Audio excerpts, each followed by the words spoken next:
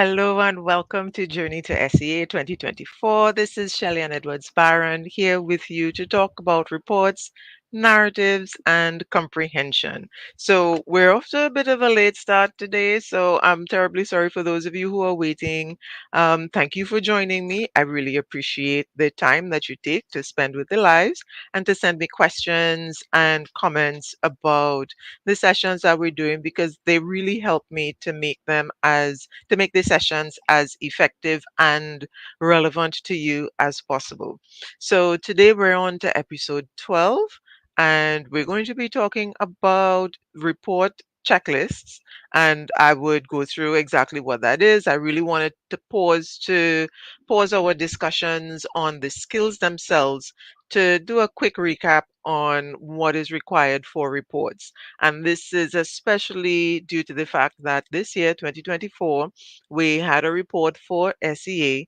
And I know by now most of you would have heard about the overall scores and so on. And so I thought it would be a good idea for us to review what reports require. All right, so we'll do that when we get to the report writing section. Then we're also going to be, I should probably be sharing screen at this point, just occurred to me. Um, yes, so we're also going to be talking a little bit about character descriptions. It's our introduction to character descriptions. And then we'd be chatting about poetry responses. So I don't think I completed that information. We spoke about questions last week. So we need to be talking about the responses, so about poetry today. And then next week, we'll be getting into graphics. All right. So for those of you who don't know me, let's say this is your first live. I know people join every week. My name is Shelley-Ann Edwards-Barron, and like I said, I'm a creative writing specialist. And the reason I say that is because I work with creative writing on the side of the writer. I work with the side of the reader as well. And for students at the primary school level, I use something called multisensory learning. And all that means is that I try to find ways to make the interaction come alive for students through their senses. So we're not just reading and writing, we're also doing activities and other types of things like artwork and games and scientific experiments to make sure that students really understand and they get that tangible memory of what they're learning. And that truly enhances the learning experience. Plus, it makes some of the topics, more I guess, accessible to some students if it is that they're having difficulty processing the written information. Doing the experiments and the activities and moving slowly really helps them understand what's going on. So today, as has become my custom, before we get into the topics themselves, I wanted to share some information about some reminders. So it's not necessarily lessons learned, but they do feel like that. They're reminders of what should be done. And over the weekend, the past few days, I had some very, I guess, sobering conversations with parents, and it reminded me of a few things that I think would help you as parents who are working on developing your child's writing comprehension, toward SEA 2025. So just a quick note on that, and then we will get into the topics for today. So the first thing I want to mention, now I spoke about it last week, but I really wanted to get into some more details this week just to say that consistent practice is key. And when you're working with that consistent practice, you also need to be able to use the right tools. And so, what happens a lot when I work with students is that they have misconceptions about what it is they need to do and how to do it. And that is actually the key in getting students to develop their skills effectively. They need to know how to do what they need to do.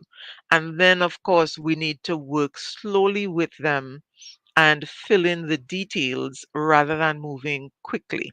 And so when it comes to consistency, I know a lot of parents ask about how often do I need to practice? What do I need to practice? Well, this entire series, Journey to SEA 2025, is meant to help you with the what and the how so that you would know what exactly to do, what to look at, and how to go about doing these things. It's important that you do have a schedule.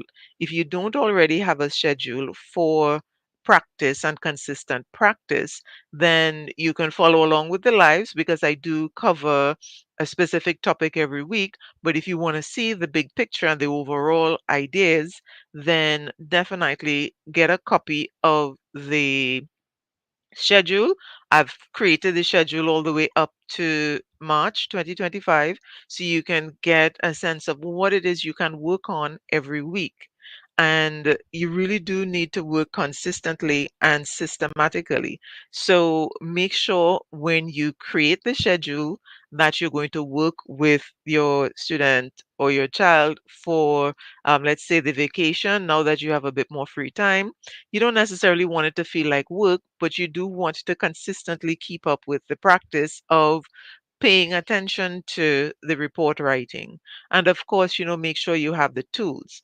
Now, for report writing and narrative writing, there are guidelines, there are rubrics. Today, we're going to be looking at the report writing requirements so that you'd get a much better idea of what is required for reports so that you know what you'd need to focus on. And you can see how the Journey to SEA 2025 schedule fits within all of that. And you would also notice when you have a copy of the schedule that there's a lot of repetition. And we do go quite slowly in the beginning.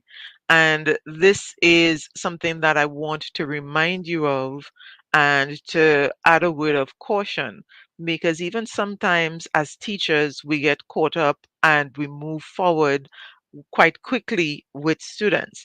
And this is something that I was reminded of yesterday with a conversation with a parent. So we're working on the narrative writing. I'm working on narrative writing with a son.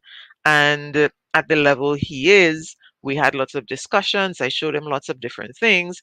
And then I gave him something to write. But in hindsight, and after chatting with the parent, I realized that the assignment that I gave was a little bit above the level that he was really at. So I have to go back and we're going a lot more slowly, adjust his schedule to make sure that the whole thing doesn't feel too overwhelming for him. And so it happens, and I really wanted to share that with you. Be careful of wanting to get it done too soon or too quickly.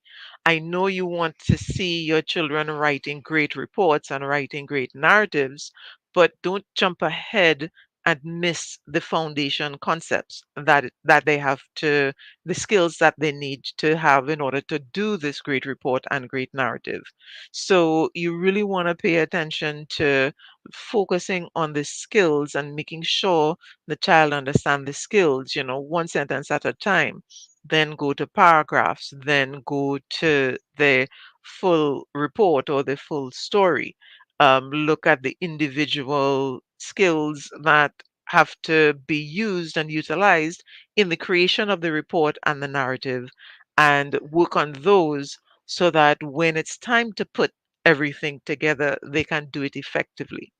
Because I've seen and I've noticed, and I don't know if you've been following the lives, you would know that this term, what I did was to engage some lower school students, standard one, standard two, standard three, so that I could really understand what's happening at that level. Because when students come to four and five, they sometimes are missing concepts and they don't understand how to do what it is required for them to complete the full stories and reports.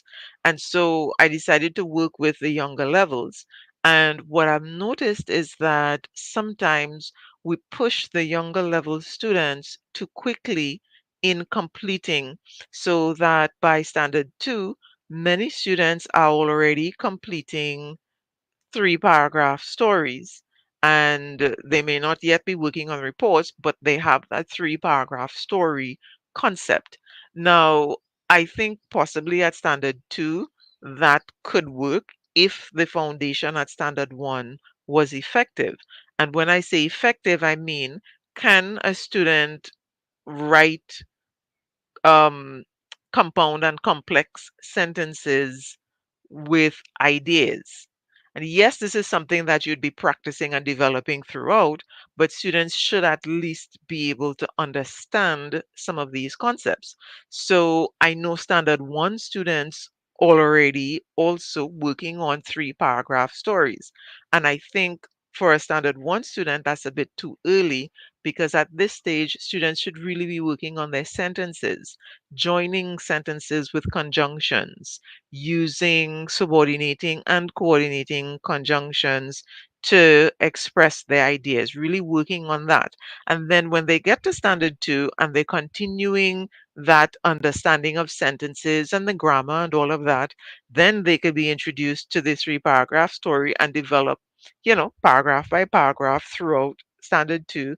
And then in standard three, they'd be able to now start to expand beyond the three paragraphs to add in more details. So I'm saying all of this to add in a word of caution and for you to, as parents preparing for SEA 2025, to pause and take a look at what skills your child has related to what's required for each of the types of writing.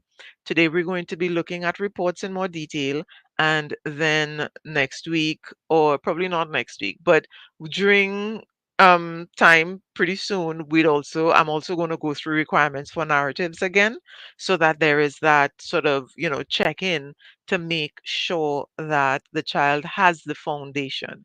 So yes, we're working toward a complete, let's say, five paragraph report, or five or more paragraph story, but we do have to take it slowly during the practice. And I know it will feel like time is running out, but you want to make sure, for example, that your child can write an excellent introduction before you rush ahead and, focus on other areas, because the introduction forms a foundation for the entire report and for the entire story. However, in order to do an introduction effectively, the student really does need to understand certain concepts that would come into play throughout the story and throughout the report. So you want to do all of these things and go through the foundation, which is why I began where I began, to make sure that you can check and you can fill in the details. So you don't have to be an expert, you don't have to have all the answers, but you do need to know what to look for. And of course, these lives are here to help. So if this is your first live, then most definitely go back and review the others and take notes, check in with me if there's something that I said that you want further clarification on. You want to know where to find resources.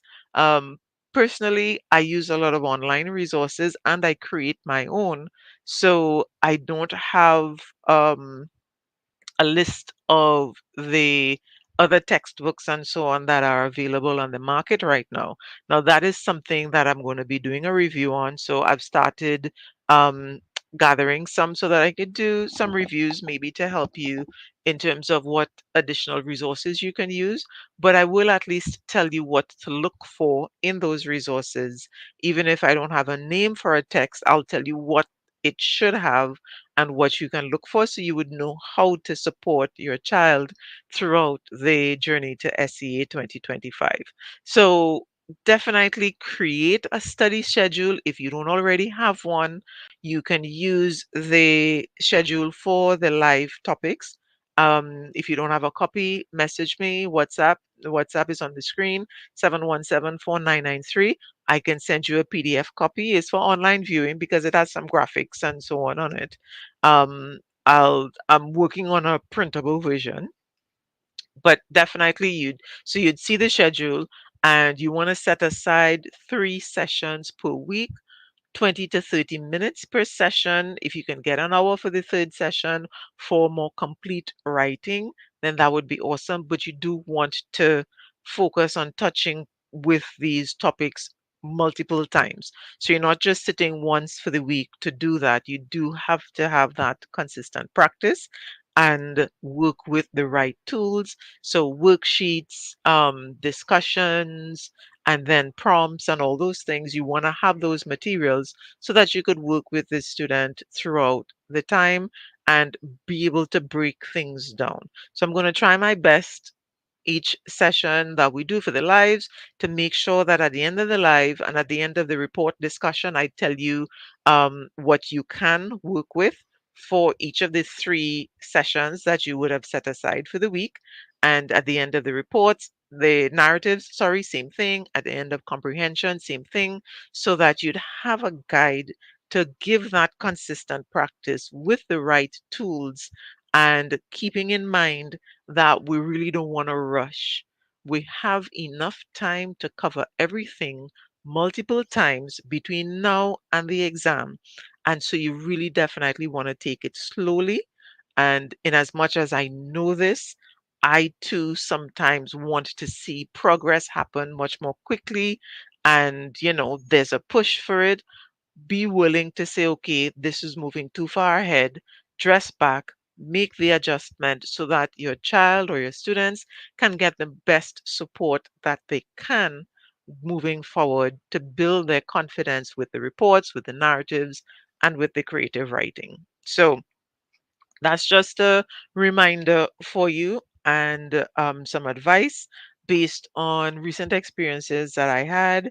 And I know it's going to take some effort, but that's why I'm here to help. So let's get to the report writing. And for the report writing, we're looking at the requirements. And so I'm going to be sharing a couple things with you. So I'm going to do a quick overview of the holistic rubric, which is the one that the SEA examiners are using. I'm going to take also a brief look at the the CLOG rubric, which is content, language, organization, and grammar. We have those four areas. The holistic rubric is sort of fit into that so that you would know what the teacher is looking for in terms of content, what they're looking for in terms of language, what in terms of organization, and what in terms of grammar. And then we're going to go through the frequently asked questions. Now, this is a document that you should have a copy of so that you could reference it from time to time. I always reference it when students and parents have questions. We go to that frequently asked questions so that we can verify and make sure that we're working within the requirements of what the examining body is looking for. So let's get started with the holistic rubric. I'm just going to go through the um, let's see, where is it? Holistic rubric. Yeah, I'm just going to go through what is the exemplary and proficient and give a brief explanation of that. And then we're going to look at it broken down into content, language, organization, grammar, so you could see what that looks like. Right? This is the top two tiers of the holistic rubric. And this is for the report writing. Let me just check. And okay, so I think you should be able to see that fairly clearly. Um, all right. And so I'm going to read the first one and then I'll just explain what's the difference between proficient and exemplary and how students can get exemplary. And it is easier than many people think. However, what I recognized with the overall scores this term, we'd noticed that I don't know if you've heard, but in terms of like an overall assessment, I think the overall average for the country was somewhere between 8 marks and 10 marks out of the 20. And so if we're going 8, 10 out of 20, That's just about 50% or so. So we're looking at overall the country is emerging into progressing. So, what is it that's causing students to be at this level with their report writing? Even though I can tell you, as a creative writing teacher, many students have this tendency to lean toward focusing on their narratives and developing the narratives because narratives are a little bit more challenging. But even if the reports aren't as challenging, we're missing something, it seems, because if we're averaging as a country between 8 to 10, then we're looking at emerging to progressing. So that means that the majority of our students are not at the proficient level. And there are a couple of reasons that I suspect for this. One is that because reports are straightforward, students tend to take that for granted and then they make mistakes with um, insufficient content or, the formality of the language, and then they lose marks in those areas. And those are really the key areas. So if you look at the um, exemplary. So I'm going to read that. The exemplary says the response contains details which are all carefully selected. Now, that is very important. So, students might have a lot in terms of their writing, but is the information carefully selected? Do they know what kind of details to put in each paragraph? And so when I reviewed the results from my students, those who I've heard from so far, my students ranged from 11 to 20. So I did get a fairly wide range. And yes, one of my students did actually get 20 out of 20. And so I've been analyzing since, working with these students, what exactly is it that makes the difference? And yes, there is that consistency, but also the writing level of the students. And this is one of the reasons I'm lamenting that, we're rushing toward getting the students to write full stories and full reports before they're able to have the effective skills that are required. And this opportunity and the skill of effectively selecting the right kind of information, making the information relevant, that is something definitely that students need some practice with. So they don't necessarily have to write a full report for you to see and understand whether or not they know what should be included in each section of the report. Remember, a report is very clearly organized and we want to work with 5 paragraphs, but we have to select what kind of information goes in which section. The other thing, this idea of relevant supporting details. So not only do we want overall relevant selection of information, we want supporting details. So students need to understand what exactly supports a report in the what happened before or what happened during or what happened immediately after. What exactly does supporting information mean in each of those areas? And that is something that you'd need to discuss and share. Now, throughout this program, Journey to SEA 2025, we are going to be looking paragraph by paragraph at each type of report so that in September, during the September term, we would look at paragraph 1, what goes into paragraph 1. Then paragraph 2, what goes into paragraph 2. So we're going paragraph by paragraph. Before we get there, however, you see this section. This is the area that I think most students don't effectively meet standards when it comes to reports. Fluent, varied sentences enhance the clarity of the report. What exactly does that mean? That means that sentences have the transitions to share the ideas. They are grammatically structured appropriately. And where it says varied sentences, it also means that there are different types of sentences. So students need to know simple sentences, compound sentences, complex sentences, how to create each of them.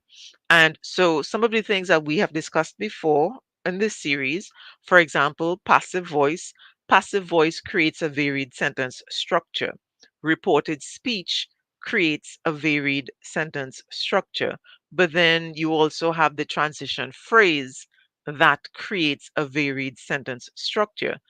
But if the student does not know how to use these three effectively and they don't know how to work them into the report, then the standard of the report is going to feel like it's written for by a lower school child in terms of the language and the structure of the sentences. So to get that upper school proficient exemplary kind of report, we do need to pay attention to that varied sentence structure. So it's a lot about making sure students know how to do the reported speech effectively, making sure students understand and can produce sentences in passive voice and that they use them effectively. Plus, we also want to get the transition word and transition phrase, not just the transition word. We also need to include the transition phrase. And so, if we focus on this fluent and varied sentence, then you're going to get the transitions, you'll get the relevance, you'll get the linking of ideas, you'll get the sequencing. All of these things kind of come together if we sort of look at the sentences and what students put in their sentences. So while yes, we are going for this overall complete report, we really, really do need to break it down to the sentence level to make sure that we look at sentence by sentence what students are creating and what they are including. And so while I don't advocate having a student like learn off a report or anything like that, you can actually create a template. So, for example, I advocate for my students to work with a 3 sentence template for their introduction. I advise a 3 sentence template for the other paragraphs, but it depends on the student. Sometimes 4 or 5 sentences per paragraph could work, but again, we want to start with the basics, and basics would mean 3 sentences. And so we want to build students from that to the level of making and completing these compound, complex, and varied sentences that show passive voice and the reported speech and those types of transitions that solidify the report as coming from someone at the upper level of primary school. And so what happens a lot is that even students who range, so the majority of my students were able to present proficiency at this level. So I did get, I would say maybe about 20% in this upper level, about 60 to 70% proficient, and the one that I know of at this level progressing. Um, but remember, I said the overall average for the country was emerging. And so here's the problem that reports have when they fall into this category. The response contains limited details. So notice the first thing the examiners look for would be the content. Do you have enough information? So the ideas are there, but they're only partially related to the task. Limited use of factual language. We need that formal tone, and we don't want that casual language. We want the formal tone. And so combination of sentences and fragments. This idea that, sometimes students start a sentence and they put a full stop before they complete the idea, grammatically speaking, and then they move on to something else. That's a sentence fragment. Sometimes they run on with their sentences and give too many details in one sentence when two sentences would have worked better. So those are the things to pay attention to. And then, little or no use of transition words and phrases. So we need both transition words and transition phrases. I generally recommend to students make sure they have at least one transition word and one transition phrase per paragraph. And that would allow them to be consistent with the transition words and phrases throughout. And so there were many spelling errors and grammar, and then that is also something that students need to work on. So in terms of moving forward with this, let's take a look at what you would be able to see in terms of having the sections, um, like content, grammar, etc., etc. This is what it breaks down to. Let me make sure that you're seeing that clearly. Maybe I could make this a little bigger. Yeah. So if we're looking at with content, here's what we need to pay attention to with content. The response contains details which are carefully selected, specific and relevant to genre, audience, and task. Main ideas are specifically, um, let me change the spelling. I don't know why it always asks me for the United States spelling. No, we want United Kingdom.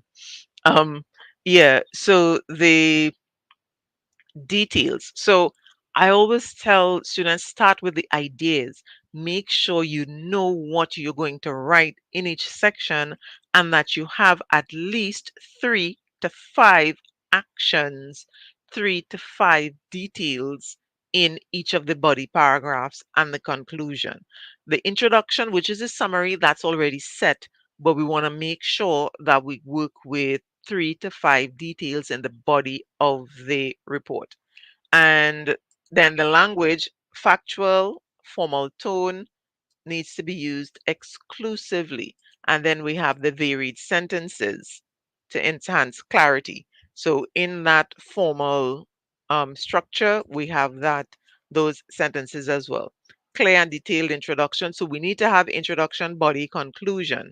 So this is according to the rubric, right? So the introduction summary, we already know what goes into there, and I'm going to go through it several times again so that you would have that absolutely clear. Remember, the repetition and reinforcement is key.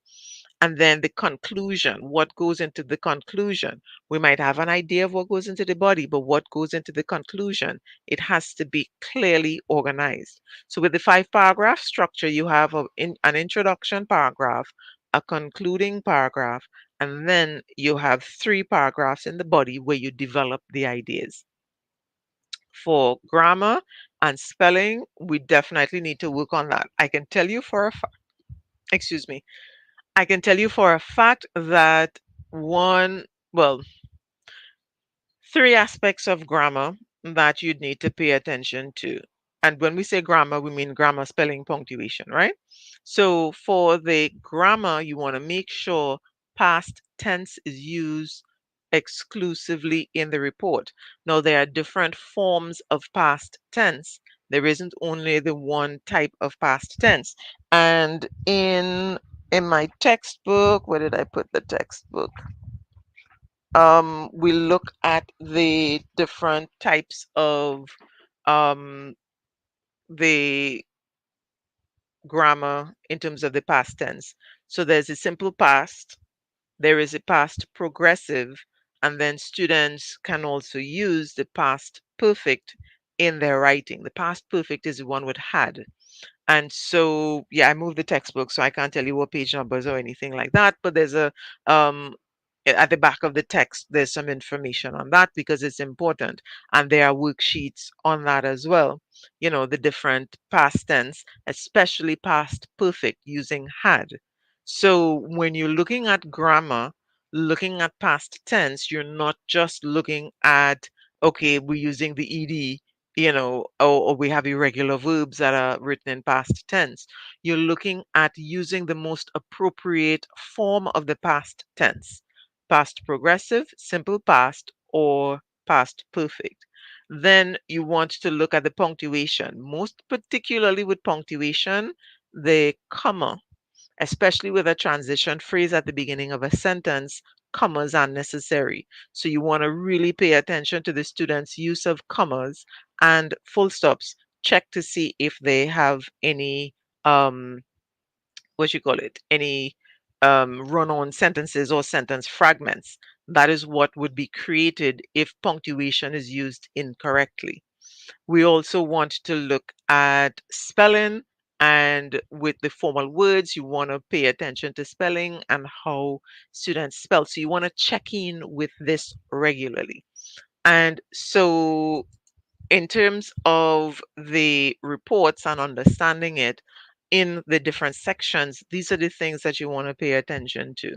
And then the final thing we'd be looking at for reports, and yes, we're going to be focusing mainly on reports today because of the length of time I'm spending on it, simply because I feel like the scores this year, everybody says reports are easier because it's so structured, but then why are the majority of our student population, majority of students really scoring at emerging? If it's so easy and it's so structured, then we should be seeing higher levels. And like I said, these are some of the reasons I think, and these are the areas that, as you are preparing for 2025, we don't know if a report is coming or narrative is coming. They're not going to tell us. We want to make sure that your student is consistently performing at the exemplary level. So we want to go the proficient to exemplary, so anywhere from 14 to 18, and that's where you want to work, and then you keep refining and keep checking, because many teachers mark quite leniently. And so a student might be graded at 16 and 18, but then when you check, you're seeing X amount of errors, and you're seeing things that are missing, and you're seeing introductions that aren't clear, and those kinds of things. So I'm hoping that these sessions that I'm talking about and that I'm sharing with you would help you know what to look for. But you also have the rubric, and you have this document, which is um, the frequently asked questions. So I'm going to spend perhaps about 5 minutes on this before I move on to the narrative writing. But I want to show you the kinds of questions that are answered in this booklet and go through it, because I know sometimes report can seem mysterious because students aren't accustomed too much with this kind of writing. And I do think that reporter writing should actually be part of the equation all the way from standard one. Students can start putting together that, the formal paragraph with the topic sentences, and, they work on the grammatical structure with the compound and complex sentences, as I mentioned before. These are the things that should be really focused on at the earlier levels, so that when students get to 4 and 5, they can do it within the context. So this is what you'd be really assessing this week. So I'm going to give you that 3-part review structure for your work on the report writing this week. But let's just go quickly through these frequently asked questions. It's not a very long document, and if you don't have a copy, make sure you get a copy so that you can reference it and double check. So regardless of what teachers tell you, regardless of what I see in the sessions, double check, right? And so there's a breakdown. Should be reports be written in letter or memo format? That's question one. There's no allocation of marks. This is how you get the marks: content, language, organization, grammar. That is where the marks are allocated. So whether you put in the heading or not, you're not going to get marks for it. So because it's not graded and it's not necessarily factored in, I tell students avoid it because that's something else that you have to concentrate on. So pay attention to what is going to help you get the marks. And every time I say that, I think, okay, yeah, they don't get marks for their plan either. But guess what? The plan actually contributes to them making sure they have the relevant content and organization. So planning is still important, even though they don't get marks for it. Is there a word limit? So no, there's no word limit. All that they're looking for is introduction, body, and conclusion. And so if you can structure that introduction, body, conclusion, which the 5 paragraph format allows, then that is what you need. They just need to be able to complete in 50 minutes. Now, of course, there's this sentence here that says, um, maybe let me see, are you seeing that clearly? I could probably make this a little bit bigger, right? Maybe I'll just make it to 100. Yeah, that's even better. So, conciseness itself is a honed skill which develops alongside writing fluency. So, we really want concise information. And students have to learn and practice knowing what to include that would make the greatest impact in the report. And so that's what we're working with, not necessarily any particular length. Um, and then, there's some guidelines. They tell you what it is there. Um, what is the word limit for paragraphs? There's no word limit for paragraph. So it is preferable that, there's an emphasis on the paragraph that are all related to one main idea. They want to see some coherency and connection between the ideas and, the what we call the topic sentence paragraph kind of format. Um, what is the acceptable format for time? You can use digits, you don't have to write it out. For content, what is the difference between incident and accident? Um, so notice it says an accident is an incident that happens by chance. So when I work with my students, I give them a distinction between incident and accident. Really and truly, the SEA, the incident is something that happens. And that's like a broad concept, incident. Within that concept, you have those that happen on purpose and those that happen by chance. So to help my students make the distinction, I give them the separation of the two. Is it necessary to include the following report will give details? Um, while some students may choose to include a line like that, it is not necessary to do so. So some teachers ask.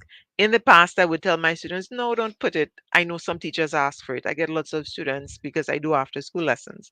Lots of students tell me the teacher insists on it. You're not getting marks for that. However, if having that sentence keeps focus in the student's mind that this is something formal, then yes, by all means, put that sentence if it helps ground the student into making sure their voice in the report is formal. Use that. The sentence that I use that helps ground students in that formal tone is by adding in a third sentence in the introduction, which says the name of the adult who supervised the situation. So that's the sentence 3 in this 3 sentence format that I use for the introductions to help my students ground themselves in formality and formal tone in the report. If that particular sentence works, then use it and get the student accustomed to when they see that, when they do that, use it as a tool to manage them and their formal tone in the report? Is it necessary to present the outcome or conclusion of the event in the first paragraph? Well, no, you're just kind of saying um, overall what happened. I generally use the middle one with my students. I put the date, what happened, and where, and then the time and who was involved, and then the third sentence that I mentioned. So I do a slight modification of the middle one.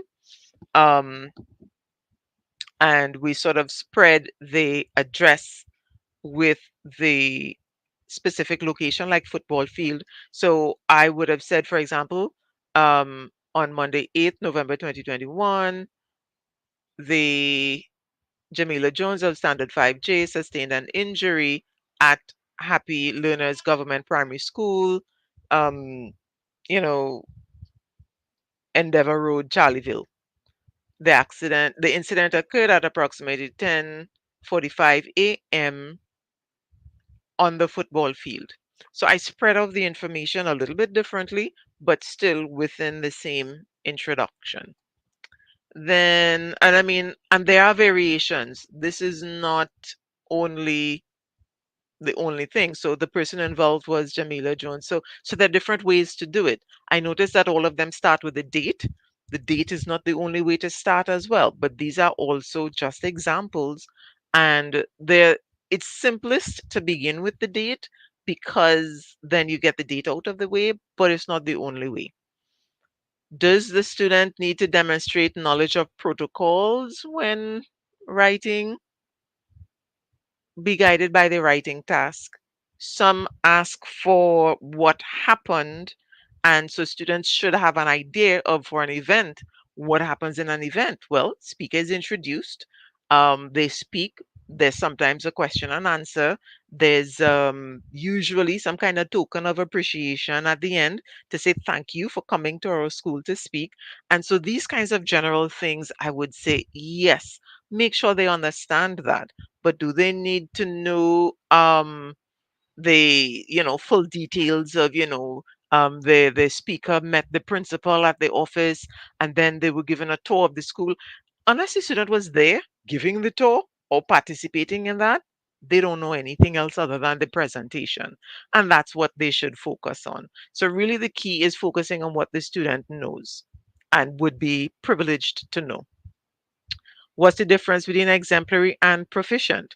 So, all versus most, skillfully versus competently. We're just really looking for a higher level standard, upper school standard. Language use. Is usage of pronouns acceptable? Yes. I wish I could put this in bold and highlight it in red and circle it and so on, because I know lots of students have this notion and they're told they can't use pronouns. Yes, you can. Can students use the first person in reports? No marks for first or third. Neither is there any penalty. So there's no penalty. Now, the thing is, you have to be guided by the task. Some tasks put the student as a participant, which means they are active in the report. So you have to use first person.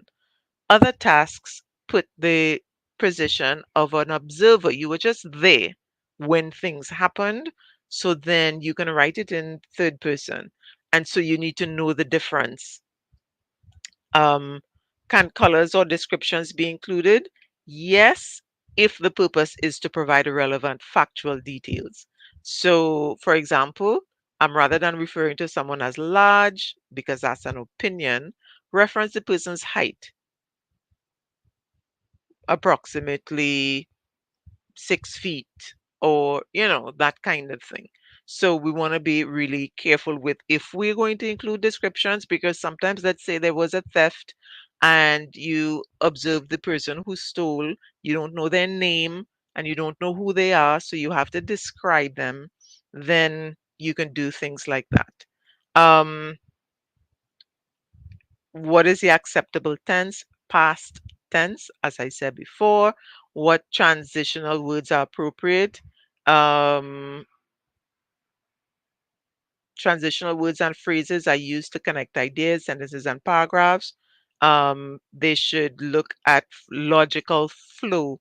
So we don't want suddenly or even like consequently and some of those because they offer a bit of emotional what is it says here, emotionally charged. Some of them are charged with opinion as well, so we want to be careful of those. So the transition words, and we mentioned this, and we'll be going over it. You want to look for words that use time and location and sequence. Those are the transitions that you want to go. Consequently, shows says as a result, and it's like borderline conclusion. And because of that conclusion, meaning inference, meaning this is my idea. That's why I say be careful with those. You do want to focus on the others. Is the use of direct speech permitted? Um, since it is something that in the past, the use of reported speech is encouraged. So that whole episode that we did on reported speech, we did more than one. Go back over that. Make sure your child can follow those. Um, if a report is incomplete, will information in the report plan? Um, nope, your notes will not be marked. So only what is in the report is what you're going to be grading on. Right. And so this is the end of the document. So I kind of sped through it, took about 10-15 minutes, not the five that I said, but definitely please get yourself a copy of that so that you can make sure you have a copy of the rubric, make sure you have a copy of the frequently asked questions so that you can be guided and refreshed while you're going through, because things will come up. Can I do this? Should I do that? A little bit of confusion. Let's check. And so you have that. And if anything, you could archive this video as well, where I went through it. So even if you don't have a copy, I went through the whole thing. So you have that you could reference and go through. So I hope that sort of kind of demystifies a little bit about what the rubric is about for the reports. I know what do I do, how do I do it. So this week, this is your agenda this week. Get a copy of these documents. Make sure you have one. Go through the requirements with your child and explain it again. They may know some of it, they may not understand it completely, they may understand it, but check in. So do that for the first couple sessions, first 20-30 minutes. Just, spend a 15-20 minutes discussing, okay, these are the requirements. Do you know how to do this? Do you know what this is? Then for the other sessions, you might want to look at sentence structure. Do they know how to write some of these? Can they do the reported speech? We've done it before. So if you were following, the answer should be yes, but just double check and see, okay, what are the skills that I might need to pay attention to? Take a look at grammar and punctuation and see what's happening there. Make sure they understand how to use some of these things. And so that's what you're focusing with the report writing this week. So with the narrative writing now, let's just take a quick look. I'm checking my time. I try to aim for an hour. I began really late today. So I'm hoping that you would oh yeah, I'll probably go till half 12 today, just to finish up the other two with the narratives and the um man, I'm trying to get this thing while I'm talking to you. Notice I'm looking to the side, I'm a little distracted. I am trying to get the screen to share properly. I do not know why it keeps there we go, finally. Why it keeps sticking and not getting the things. All right, so I spent a long time on reports today simply because with the results coming out, and I know people are asking, okay, why are the results for the students generally so low? Why are they how do we get the high marks? So I thought I should really kind of go into that in a bit more detail. So let's see. So for narratives, it's just a quick check-in today to look at character description. And because we are going to be talking about this again next week, we'll be looking at how to actually integrate it into writing. For now, we're looking at what it is you need to pay attention to. So for character description, we want to remember that a character has different aspects to them. The character is who the story is about. So far, we've been talking a lot about plot, about climax and rising action and all of that. So now that we have that clear, we know what to do in terms of what's supposed to happen in terms of the story and conflict and whatnot. Who is the story happening to? Who is the main person in the story? And so with characters, we need to know a couple things, of course. There's a main character, that's the person who's going to learn the lesson and who the story is following. There are supporting characters, other people in the story, like parents and siblings and friends and whatnot, who participate in the events of the story, but the story isn't necessarily about them. And then we also have what we call background characters. So these background characters have, maybe the teacher is there in the classroom, but the teacher isn't actively participating in the events of the story, but they're there because you're in a classroom, so there's a teacher. Um, so we have different levels of characters. When it comes to character description, you really want to work with one or two, maybe even three if you have so many characters in your story. You want to work with, giving details about them. You don't absolutely have to give details about background characters, but, sometimes we want to mention certain behaviors and so on. But for the main character, you need to have some idea about the character's personality. That usually comes out with their actions and behaviors, what they're thinking, their thoughts and so on as well, and some idea of physical descriptions. So for character descriptions, today we're going to look at the physical descriptions in a little bit more detail, because the personality and the actions, we would talk about that as we continue. In fact, next week, when we look at integrating the descriptions into writing, we'll talk a little bit about behavior. So there are three categories or three groups of um, types of the physical description. So we can talk about facial features and hair. We can talk about body features and characteristics. And then we can talk about clothing and accessories. So facial features, eyes, nose, and so on.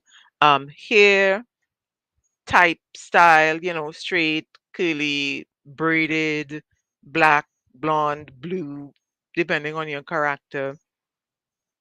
Body features like size, hefty, chunky, large, built like a house, skinny, different kinds of things, long arms, long fingers. Um, I would say maybe, um, if they're having like birthmarks or, other marks that might be interesting and relevant to the story. Remember, it always has to be relevant to the story. Why are we telling the readers this? And then, of course, clothing and accessories. T-shirts, shirts, dresses, skirts, shoes, pants, sneakers, glasses, chains, pendants, earrings, whatever is relevant to the story that would help you describe the character. These are the things that we want you to include. So the agenda this week for narratives is to make sure students understand all the different aspects of how to describe characters, what you can describe. So in the first session, you want to do some reading, get stories and look at how characters are described. Look at, any storybooks that you have any you could go online and search for stories and see how characters are described, just to give students an idea of what can be done. So you're reading and observing and identifying in the first session. Second session, you want to start them on their own descriptions. And we're going into the vacation. So this is awesome. You can have your child do a journal about characters and people that they meet. So every week, have them describe somebody new. So if they go out, they go to camp, they go visiting places, choose somebody and describe that person, kind of thing. So have them practicing this and, looking, paying attention to what people are wearing and how they're wearing it, and, whether people wear hats. So, different kinds of hairstyles, trying to describe different kinds of hairstyles. Skin color. In our country, we have a lot of, chocolate, toffee, cream kind of color, black coffee, coffee with milk kind of thing. Especially with eye color. I've always had students talk about green eyes and blue eyes because those are the only colors they know of eyes. But the majority of people in this country and the majority of students that I work with either have dark brown eyes or maybe slightly lighter brown eyes. So maybe practice ways to describe eye color that would be familiar and, relevant to the people that they are encountering. So, eyes the color of black coffee, or, eyes the color of caramel glazed donut, or, what. Yeah, I'm thinking about food, I'm sorry. And snacks too, right? Coffee and donuts, they're on my mind now. um but, have them practice and looking at these things. So this term, while we're going into the vacation, have them do these kinds of things, give them some guidance, have that guided journal, and have them do these kinds of descriptions. So character description. First session, you're looking at identifying in existing printed material or digital material, existing stories.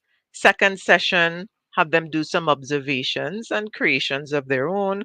Third session, have them review those observations and maybe add some and further the discussion. So you could do probably facial features and hair first, then body characteristics and clothing and accessories, or, spread it out a little bit further. These are the things that you're working on this week so that you're building vocabulary and you're building understanding of these areas so that students can then have a database and a checklist that they themselves have created that they could use. Yes, of course, you can find some written somewhere. Find the ones and use the ones that you like. You can do that, but, brainstorm and see different ways and maybe some figurative language and similes and metaphors, etc., that you could use. What imagery can we use to describe these aspects of a character? So that is pretty much what you're working on this week where that's concerned. Let's see. So we're finished with narratives. Now we're looking at the poetry responses. So, for poetry responses, you have the content questions, you have the character questions, you have the figurative language and so on questions, and then you have the let me see, did I? No, I didn't put too many notes for that. So that thing I just clicked forward to, I'll talk to you about that in a minute, and I want to show you something.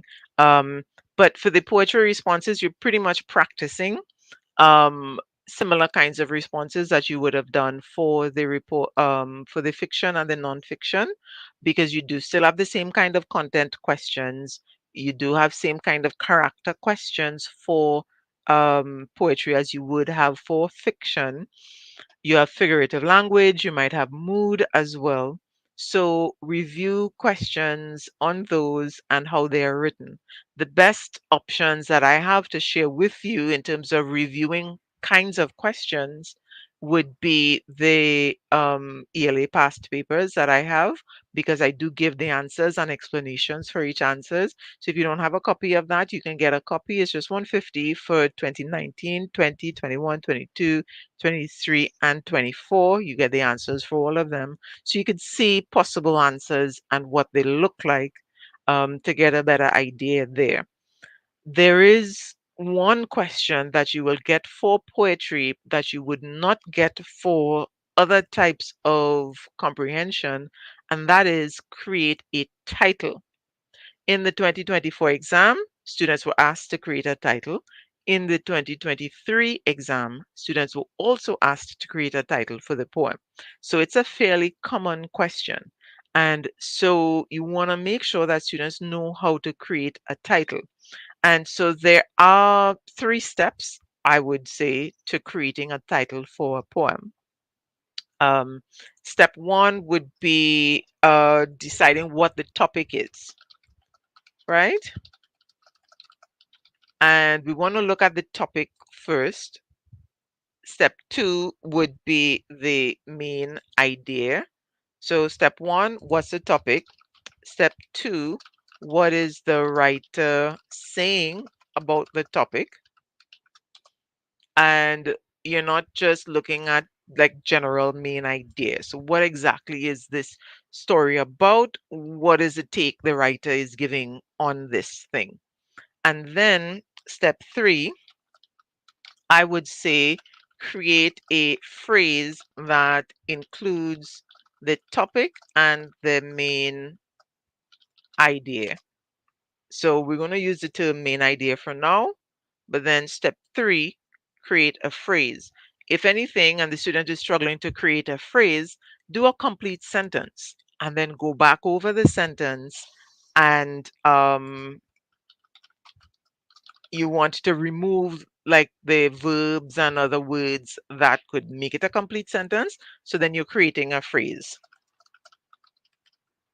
Right, so start with a complete sentence. I'm putting that up on the screen just now, so just typing it up. Start with a complete sentence, then edit the sentence to make it a phrase.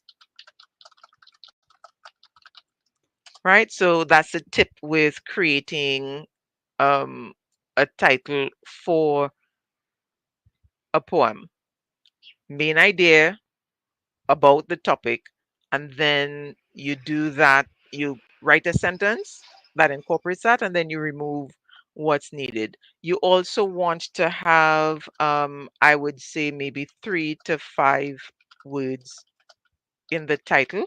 So when you are um, editing the sentence, you want to try to bring down the sentence to just 3 to 5 keywords that would represent what is in the poem, what's the topic of the poem, and the writer's ideas. Right? That's the tip for the poetry in terms of that specific question on how to create a title.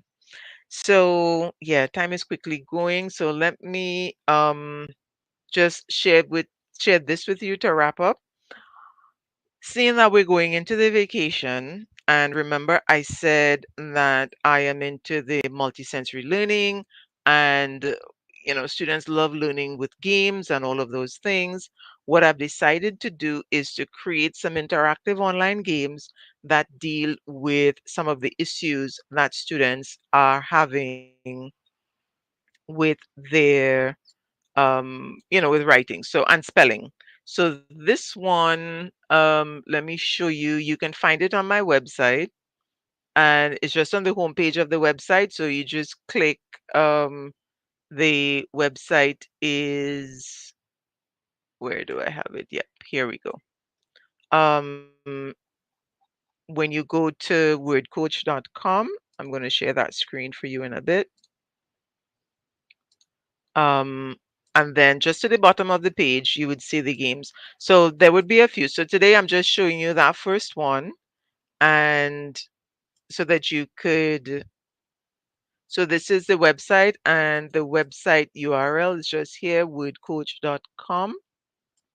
Let me copy that and put that in the chat so that you'd be able to find it easily.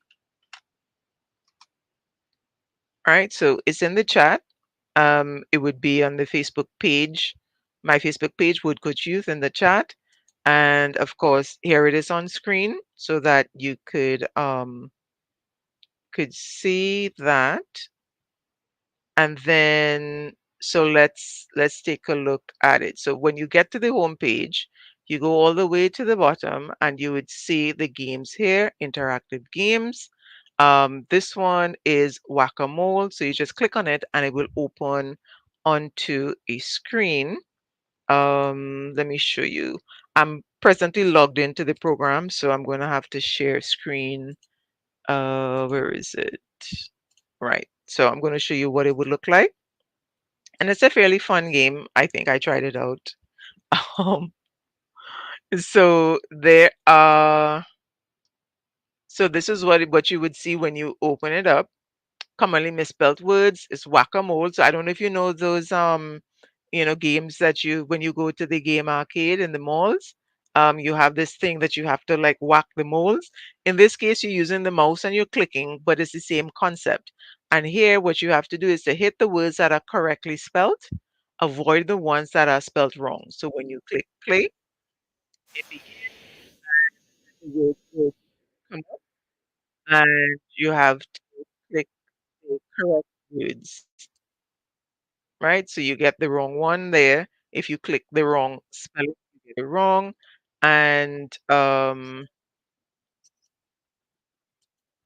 so students, they have to click the correct one. I think we have lives here in the corner. So everyone I get wrong, I think, or did I set it? I might have to adjust it to show that, okay, you do lose lives eventually. There are 15 words in this one, and you have to get the correct word. Yeah, so you really have to remember your spelling for this one, right? And then, so I think this is timed. So you have to really try to get as many words as possible within the time. And so I score 5. I can check the answers, but they're really just, clicking the correct spelling.